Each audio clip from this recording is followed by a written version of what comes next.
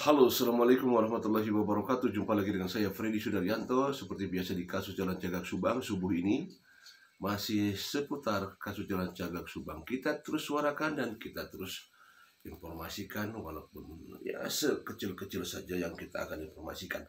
Tapi selama kita masih terus mensuarakan agar tetap menggema, agar tetap dilihat dan didengar oleh tentunya oleh Polda Jabar.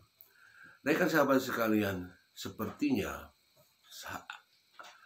hari-hari ini atau detik-detik ini atau minggu-minggu ini sepertinya Polda Jabar akan ngaberebetkeun gitu ya. Kalau saya istilah bahasanya ngaberebetkeun. Sepertinya akan dituntaskan. Sepertinya seperti itu ya. Aura-auranya seperti ke arah sana akan dituntaskan. Sekarang saksi T sudah jadi tersangka ya, nanti kita tunggu, pasti kita akan tunggu karena ini juga pasti akan ada lanjutan lagi dari satu T, mungkin bisa saja kepada inisial apa akan berlanjut, dan mungkin juga akan diberebetkan bersama dengan sekolah dan yayasan bersamaan dengan itu. Dan tidak menutup kemungkinan juga nanti status SMA juga akan segera muncul ya, akan segera naik. Jadi ini kemungkinan baik itu obstruction of justice, juga sekolah, yayasan, dan MAA ini akan naik berbarengan. Sepertinya seperti begitu. Karena memang atensinya adalah atensi dari Mabes Polri dan juga Kompolnas dan juga tentunya dilaksanakan oleh pihak Polda Jabar. Mudah-mudahan sekali lagi bahwa, dan kita yakini bahwa kalaupun ada oknum itu hanya sekian persen. Mudah-mudahan sekali lagi bahwa semua akan dituntaskan sekalipun ada anggota di sana. Kita akan memang membaca juga ya, memang kalau berkaitan dengan institusi, walau bagaimanapun pasti institusi itu akan dijaga ya, institusi itu akan dijaga, tetap nama baiknya akan dijaga walau bagaimanapun ya. Ya memang terlihat dari kemarin press conference hanya satu media yang dihadirkan, padahal biasanya kalau press conference itu ada beberapa media yang hadir, tapi tidak jadi masalah selama memang informasi itu tetap dihadirkan ya. Ya sekali lagi wajar seperti itu. Yang penting sekali bisa dituntaskan dan tidak pandang bulu sekalipun ada anggota yang terlibat di sana. Ya ini harapan kita semua ya. Kasus Sambo pun sama, banyak sekali petinggi-petinggi Polri yang ikut terlibat di sana ya, dan itu pun dituntaskan. Mudah-mudahan di kasus Subang ini juga akan dituntaskan sekalipun ada anggota yang terlibat di sana. Mudah-mudahan sekali lagi harapan kita semua bahwa kasus Subang akan diberebetkan sampai ke akar-akarnya, dan mudah-mudahan nanti akan merembet ke siapa dalang yang sebenarnya di belakang itu. Di belakang kasus Subang siapa yang memberikan kekuatan, memberikan suatu sesuatu hal yang membuat kasus ini menjadi begitu lambat.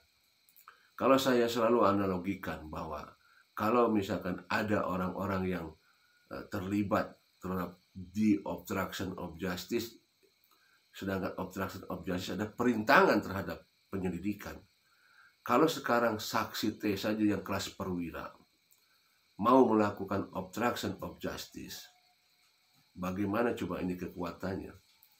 Ini kekuatan obstruction of justice-nya di kelas perwira ya, bukan di kelas brigadir, bukan di kelas ini, tapi di kelas perwira. Berarti ada kekuatan di atas kelas perwira yang berpangkat T ini ya, maka berarti ada kekuatan di atas yang lebih daripada T. Kekuatannya siapa ini? Tentu kekuatan yang di atas juga tidak sembrono, karena ini kasusnya kasus besar.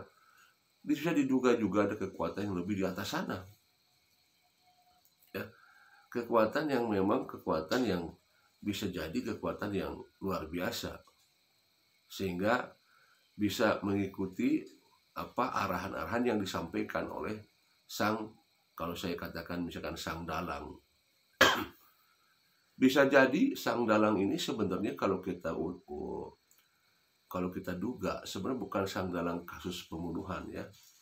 Kalau saya mengira ini sang dalang adalah kasus pasca pembunuhan.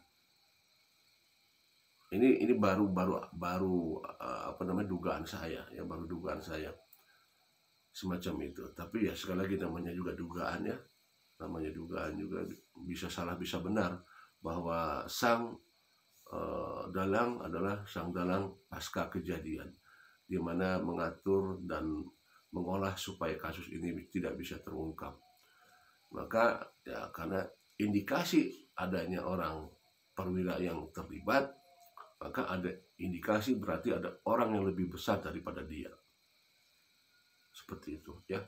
Nah sekali lagi, mudah-mudahan dengan ternyata sekarang sudah menjadi tersangka, ada inisial lain yang akan jadi tersangka, di sekolah juga akan ada tersangka, dan kita juga akan lihat status MA juga seperti apa nanti ke depannya, apakah akan naik, apakah akan turun, kita tunggu saja seperti itu. Olah TKP tidak jadi dilaksanakan kemarin. Ada infonya katanya hari ini, saya tidak tahu ya. Saya tidak mau spekulasi nanti datang ke sana lagi nggak ada lagi ya.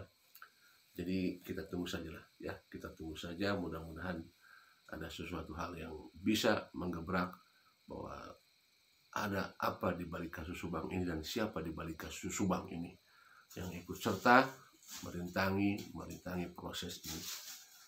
Mudah-mudahan sekali lagi dengan adanya tersangka ada pengakuan. Ini yang kita harapkan ya. T ini bisa mengaku sebenar-benarnya. Ya, mudah-mudahan ada pengakuan dari yang bersangkutan terhadap apa yang terjadi di kasus Subang ini. Dan saya yakini pasti akan membuka suaranya untuk kasus Subang ini. Rekan sahabat sekalian, tidak menutup kemungkinan juga bukan hanya anggota yang terlibat, bisa saja juga ada orang sipil yang ikut terlibat dalam proses perintangan ini. Sekali lagi, tidak menutup kemungkinan ada orang sipil ikut terlibat juga dalam kasus ini, kasus yang merintangi ya, kasus yang merintangi ya. Orang-orang yang kalau kita lihat di situasi di Jalan Cagak ya, situasinya bagaimana keadaannya, karakternya ya, bisa dikatakan bahwa antara sipil dan anggota itu berbaur kan di sana kita lihat ya. Dan kalau kita lihat suka kumpul di Polsek Jalan Cagak ya, masyarakat memang berbaur di sana, masyarakat sipil maksudnya seperti itu ya. Ya tidak menutup kemungkinan sekali lagi orang sipil akan terlibat di kasus Subang. Assalamualaikum warahmatullahi wabarakatuh.